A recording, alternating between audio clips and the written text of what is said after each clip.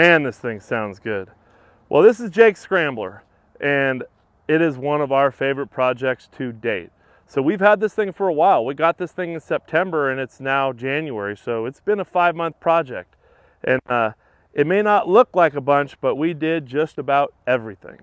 So Jake originally bought this Scrambler, and it actually looked very similar to the way it does right now. Had the original 4.2, had Mopar fuel injection on it with a T5 5-speed and Dana 300.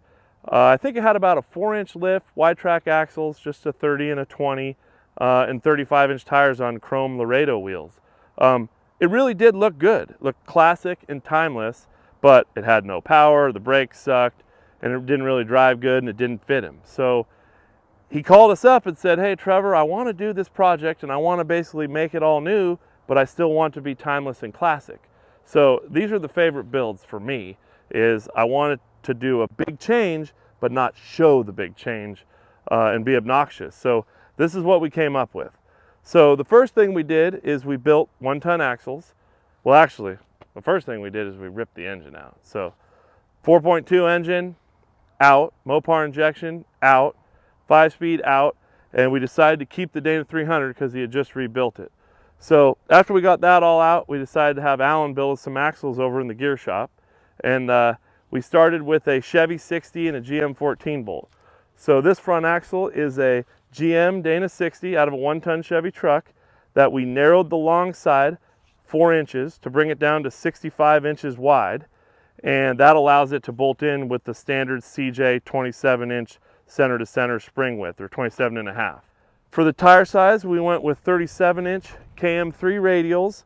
And then for the rims, we went with our signature Hutchinson double beadlock rim. And as you can see, we kept the old school vibe. So it's a nice silver wheel. It's got silver pinstriping on this, on the emblems and stuff. So it kind of puts all the colors together. So we narrowed the front and completely rebuilt it. It's got chromoly axles, ARB, 488 gears, 35 spline outers, Yukon hubs. Anything we could do, we did to the axle.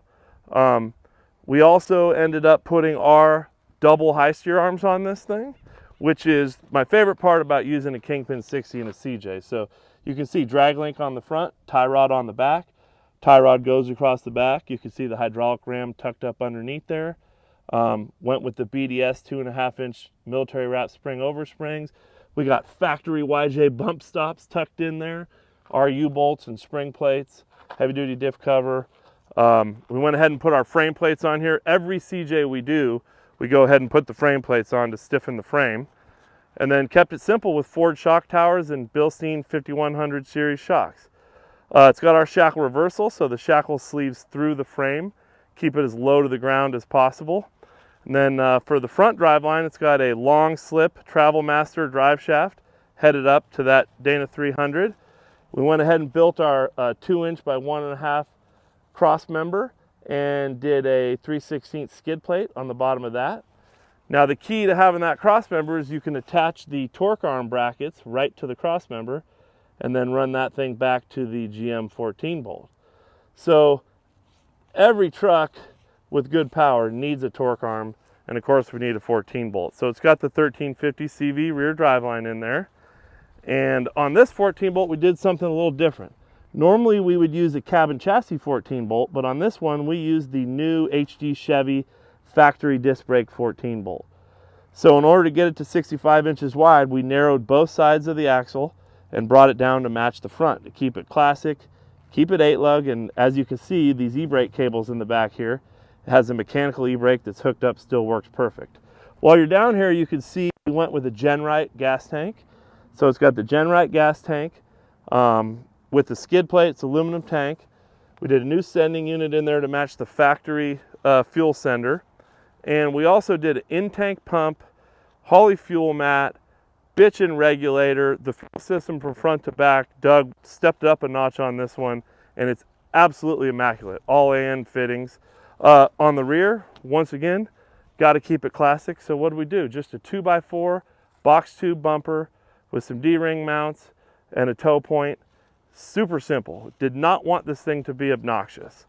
So factory fender flares, the 37's just tuck up in here, In fact, we used our adjustable spring perches on the rear axle so that we could move the tire front and rear and just come in equally in the wheel well when it flexed.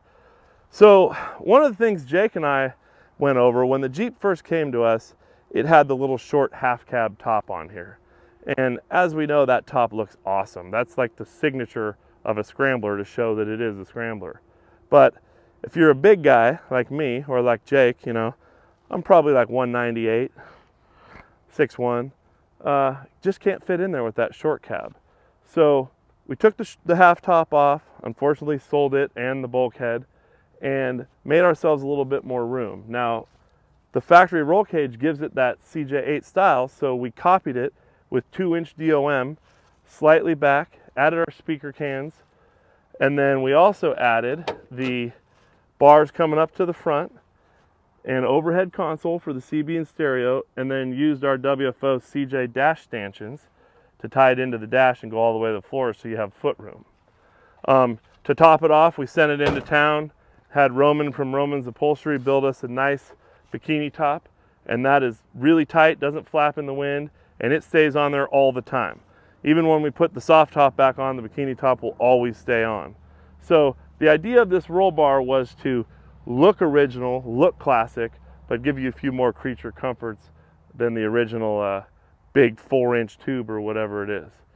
So let me show you what everybody's waiting for. Of course, we couldn't leave it alone, right? That 4.2 came out, and what did we drop in? Gen 3 6-liter. This thing has a Texas speed cam. It was built by BD Engines in Reno, Nevada, and it's pretty simple. It's our standard package. Speedmaster headers, has a mechanical fan with a shroud, has advanced adapters aluminum radiator, advanced adapters motor mounts, standard air cleaner. We call this the Cobra head to clear the mechanical fan right up front. And if you look over there on the other side, we went ahead and used an S-Pod to do all of our switching for the whole vehicle. Even the battery is just your standard Napa Legend OG battery. And if you look at the patina underneath the hood, this is exactly how we got the Jeep. I mean, factory blue, factory paint.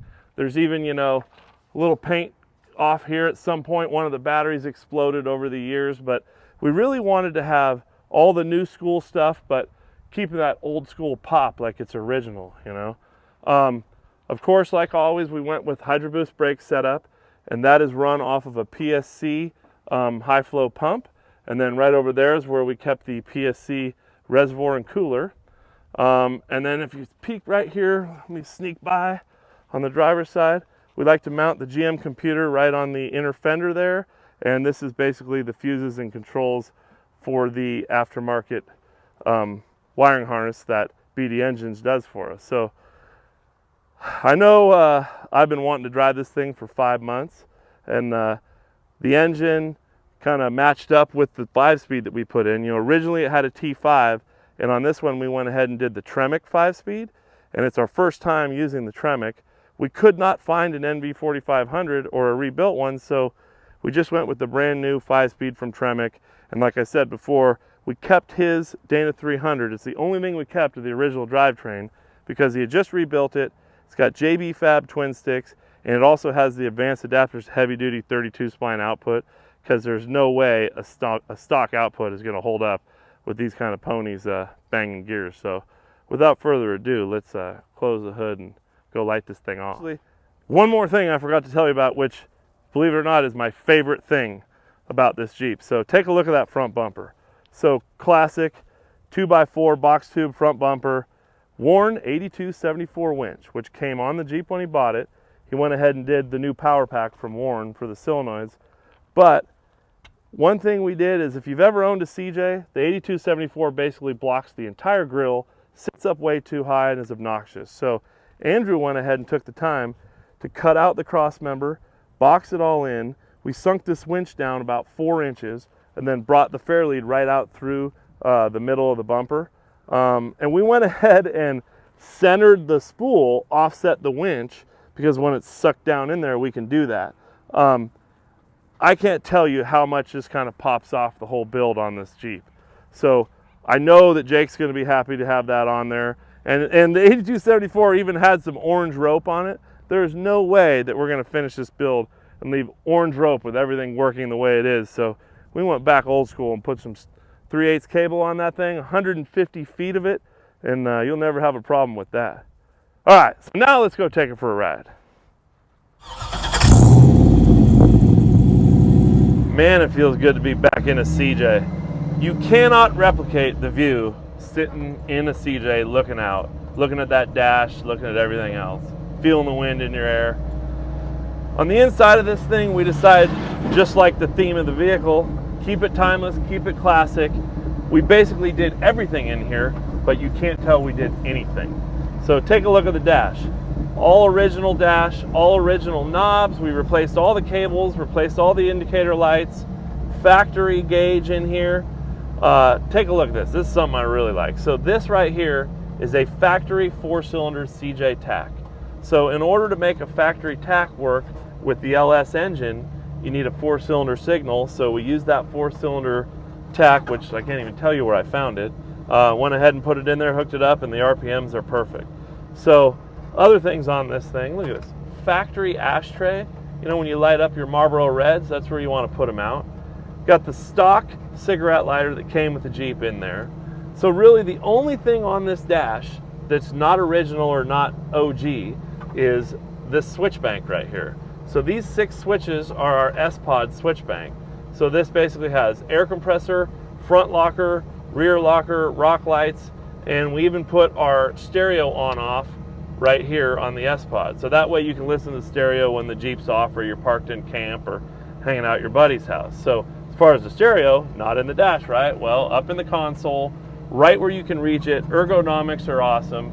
You just rest your thumb on the corner, volume up and down when you're driving. Got your CB right back here, CB speaker, and we even went ahead and put LED dome lights in here, and you turn on the factory dome light on the headlight switch, that lights up, along with a couple LEDs in the kick panel. As far as the steering column, it's just a factory non-tilt steering column. It's a column that was in the Jeep when we got it. It was in great shape. It's original CJ, so we decided not to replace it with a crappy aftermarket tilt column. The Tremec 5-speed stick is right where you want it to be. It shifts awesome, like butter. These are the JB Fabs twin sticks for the Dana 300. And then 2 drink holders. You know, we always got to have drink holders, and your Tuffy center console. This is a 10-inch console, so it basically pushes right up against your seats. So we went with the simple denim best top front seats, and then we matched it with the best top denim rear seat as well. And as you can see in the back there, you can see the speakers in the roll cage. So the inside of this thing is pretty much original. Feels great to drive, feels great to ride in. The wind in your hair. I think I'm ready to light it off. What do you think? I think we need to see how that dual 2 1/4 into single 3-inch stainless steel MagnaFlow sounds, you know, on the launch. We'll start in second, see what happens.